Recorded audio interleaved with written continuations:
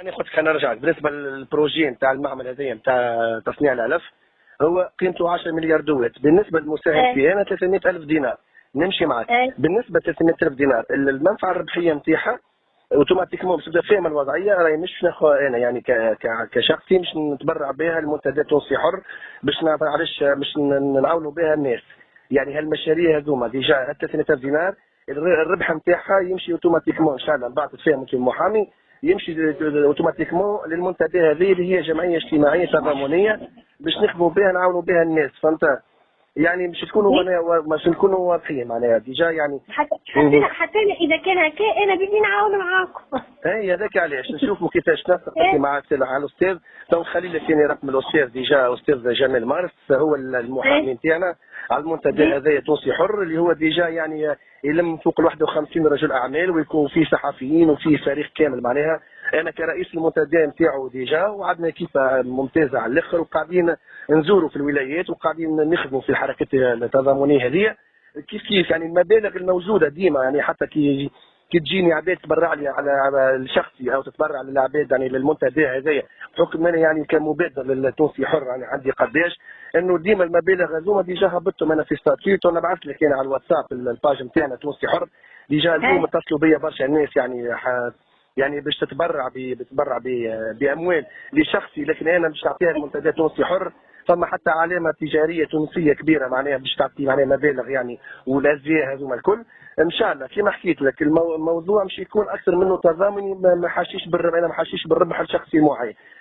المبلغ يكون موجود ان شاء الله انت حاضر معناها تتفاهم انت والاستاذ يبدا المبلغ موجود حاضر تشوفوا كيفاش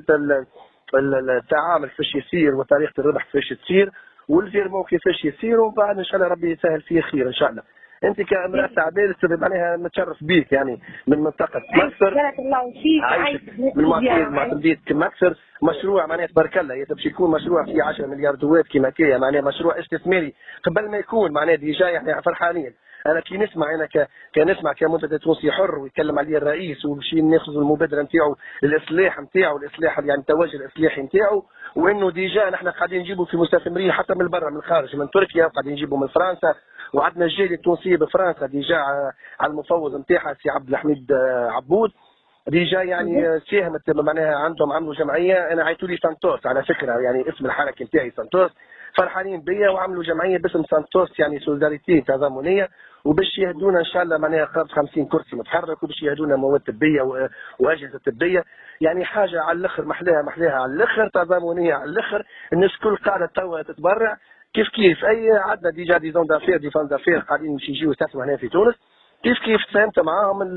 الربح ديما يمشي الربح يعني نتاع البروجي اللي باش نكونوا فيه احنا موجودين يمشي ديريكتومون للمنتدى التونسي حر بطريقه قانونيه باش نعاونوا بهم العباد باش نخدموا الحمله الانتخابيه نتاع الرئيس باش نكونوا موجودين في كامل جهات الجمهوريه باش نعاونوا الناس. يعني كما تو عندنا مناسبه نتاع العيد الكبير عندنا مناسبات جايين عيد صغير عندنا باش نحسنوا مساكن اجتماعيه باش ندخلوا عباد تخدم باش ندخلوا عباد تقرا باش فهمت